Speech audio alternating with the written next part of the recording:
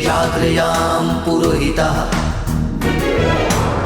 हम राष्ट्र आराधक भारतवर्ष को जागृत और जीवंत बनाएं। युग युगीन भारत के कालजयी महानायकों की तेजस्विता की गौरव गाथा।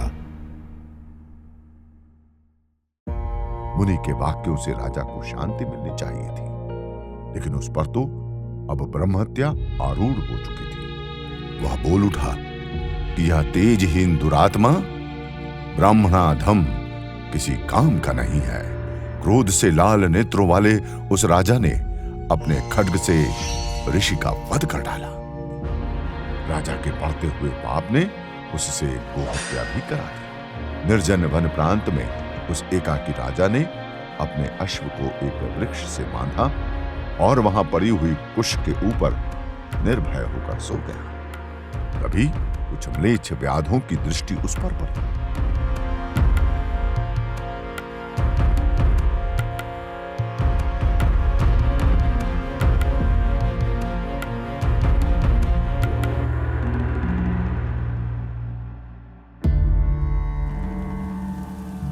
चरण कृतं वा कायजं कर्मजं वा श्रवणनयनजं वा मानसं वा पराधं विहितमविहितं वा सर्वमेतत् क्षमस्व। जय जय करुणाब्दे श्री महादेव शंभु।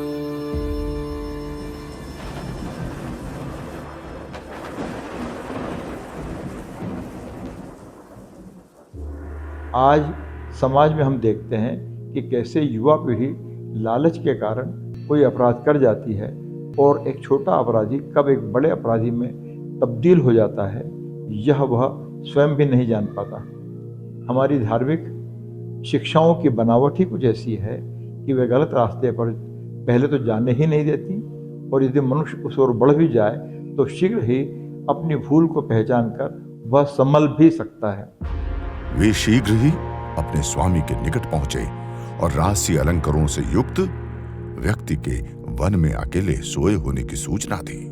स्वामी का आदेश हुआ कि उसे पकड़ कर ले आओ। जैसे ही वे म्लेच्छ सोए हुए राजा को बंदी बनाने उद्यत हुए, राजा के शरीर से अलंकरणों से युक्त एक चक्रहस्ता देवी प्रकट हुई और उस शक्ति ने म्लेच्छों का वध कर दिया। इसके पश्चात वे देवी अंतर्हित हो गई। जब राजा जागृत हुआ तो उसे अपने आसपास मरे हुए म्लेच्छ पड़े हुए दिखाई दिए।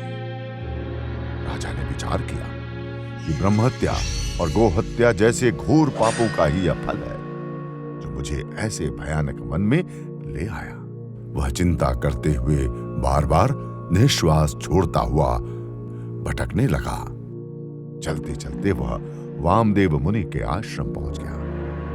मुनि की दृष्टि उस पाप से जटीभूत और भूख से पीड़ित राजा पर गई। उन्होंने मन में विचार किया कि यह तो सोमवंशी राजा वीर धनवा है जो इस कष्ट की अवस्था में पहुंच गया है। मैं इसका उद्धार करूंगा। ऐसा सोचकर वे मुनि राजा से बोले कि विदुर रथ पुत्र वीर धनवा, तुम लोक प्रसिद्ध पुरुष हो। पूर्व जन्म में तुमने वन में अनेक मृगों की हिंसा करके आमल की एकादशी की रात्रि में आमलक अर्थात आंवले के वृक्ष के नीचे शयन किया था। फाल्गुन मास के शुक्ल पक्ष की वह एकादशी पुष्य नक्षत्र से युक्त थी। वहां कुछ जनसामान्य भगवान परशुराम की प्रदक्षिणा और पूजन कर रहे थे, जिन्हें देखकर तुम्हें विस्मय हुआ। तुमने वहां अनजाने में जागरण और उपवास किया था।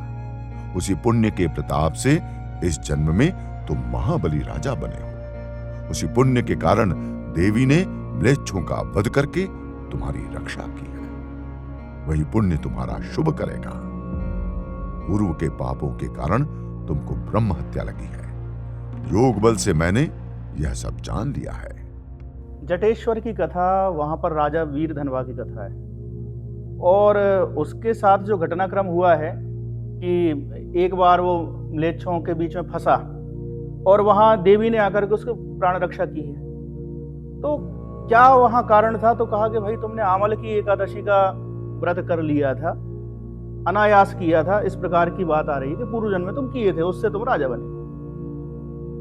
आमल की एकादशी की जो व्रत कथा है बहुत कुछ मिलती जुलती है।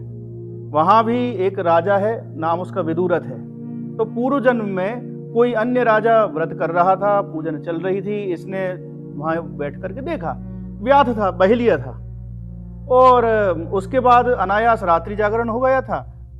आगे बढ़ा सुबह होने पर और किसी कारण प्राणांत हो गया और फिर वो राजा बना। तो यहाँ पर भी कैसे उसके साथ घटनाक्रम होता है कि वही म्लेच्छों से घिर जाना, और वन में म्लेच्छों से घिरा है और उन्होंने मारो मारो और सब बातें हो रही हैं और राजा अकेला लड़ने तैयार है, लेकिन कैसे लड़ेगा? वो सोच रहा है, इतने में तो म्लेच्छों का शस्त्र प्रहार होने लगता है, लेकिन राजा को वो शस्त्र भी पहले तो फूल जैसे लगते हैं, उसको कोई चोट नहीं लगती। फिर वो शस्त्र पलट के म्लेच्छों पर ही जाकर के लगते हैं और वो मरने लगते हैं। इसके बाद एक स्त्री निकलती है राजा के शरीर से और वो जितने बचे हुए म्लेच्छ थे सबको मार देती है। तो राजा सोचता है कि भाई मैंने ऐसा क्या कर दिया, मेरा कौन सहायक इस वन में आ गया? तो एक आकाशवाणी होती है कि स्वयं भगवान विष्णु के अलावा और कोई है जो सबकी सहायता कर सके। तो यह कथा लगभग जो हम जटेश्वर की कथा में देख रहे हैं, हाँ, उसमें जो चरित्र हैं वो राजा अलग अलग हैं। फिर यहाँ एक संकेत मिलता है कि इसने तो कोई जानबूझ के किया नहीं। ऐसे ही प्रसंग शिवरात्रि की कथा में भी हम देखते हैं, वहां भी एक व्याध था और शिवरात्रि की रात्रि थी और भूखा प्यासा वो एक बिल्व वृक्ष पर बैठ गया और बस वो शिकार की तलाश में बैठा था, जागता रहा। और चूंकि वो बिल्व वृक्ष पर बैठा था तो कुछ पत्ते हिल करके नीचे गिरते गए और वहां पर कोई प्राचीन शिवलिंग था जो छुपा हुआ था और उसको वो फल प्राप्ति हुई थी। ऐसे ही एक अजामिल की कथा बहुत प्रसिद्ध है, भागवत में है, कि बहुत पापी व्यक्ति था, अपने बच्चे का नाम नारायण रखा था और अंतिम समय में जब उसको यमदूतों के दर्शन हुए तो घबरा कर वो अपने बच्चे को बुलाता है, नारायण नारायण करता है, और पता चला कि जैसे ही वो मरा, यमदूत प्राण लेकर जाने लगे तो वहां पर भगवान विष्णु के पार्षद आ जाते हैं और वो कहते हैं कि इसने नारायण को पुकारा है। यमदूत कहते हैं अरे ये नारायण थोड़ी, वो तो अपने बच्चे को बोले कुछ भी हो, नारायण का नाम लिया है। तो मानस में वो पंक्ति है, भाय कुभाय अनख आलसहु नाम जपत मंगल दिशि दसहु। तो इस प्रकार की जो चर्चा, ऐसे जो प्रसंग हैं वो हमें बताते हैं कि हमेशा हमें सन्मार्ग पर चलना चाहिए, ऐसी शिक्षाएं हमें मिलती हैं। अच्छा, जटेश्वर के विषय में भगवान जो प्रकट हुए हैं वो जटाओं के साथ प्रकट हुए हैं। तो शिवजी की जटाओं का अपना एक महत्व है।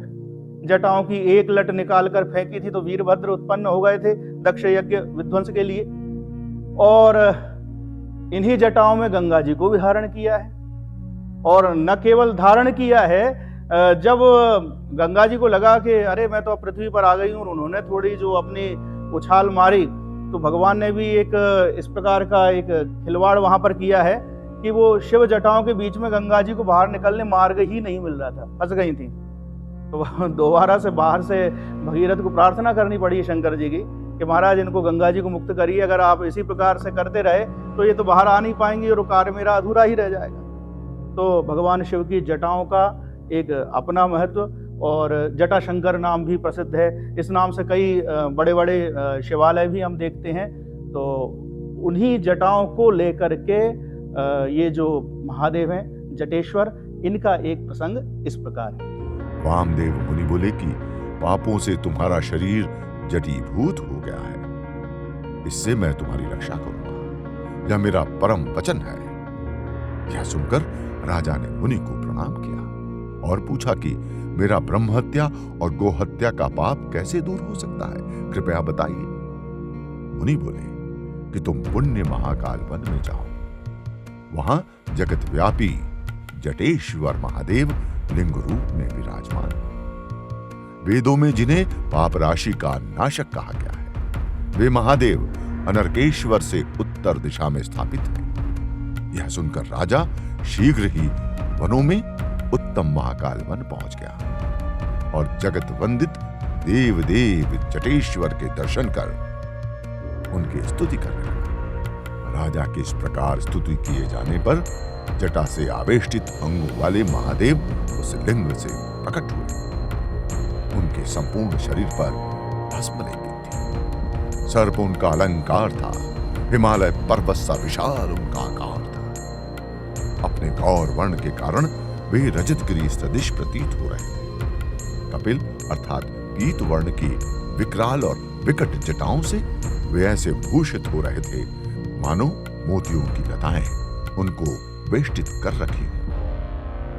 नागफणों से बंधी हुई श्वेत और पीत वर्ण वाली तथा नदी के समान दिख रही उन जटाओं से वे जटेश्वर शोभित हो रहे थे। महादेव बोले कि हे राजेंद्र, मैं तुम्हारी स्तुति से प्रसन्न हूं। तुम्हारे जो जटीभूत पाप थे वे तो मेरे दर्शन मात्र से ही दूर हो गए।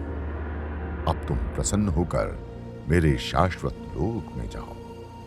जटेश्वर की कथा में पूर्वजन्म का पापी एक सुकर्म के कारण राजा बनता है, लेकिन पूर्व जन्म के पाप उसे इस जन्म में पतन के मार्ग पर ले जाते हैं। किंतु म्लेच्छों से हुई प्राण रक्षा के बाद जैसे ही राजा को अपनी करने का भान होता है, सच्चा पश्चाताप होता है, तो मार्गदर्शक ऋषि भी मिल जाते हैं और महादेव की कृपा से पाप नाश भी होता है।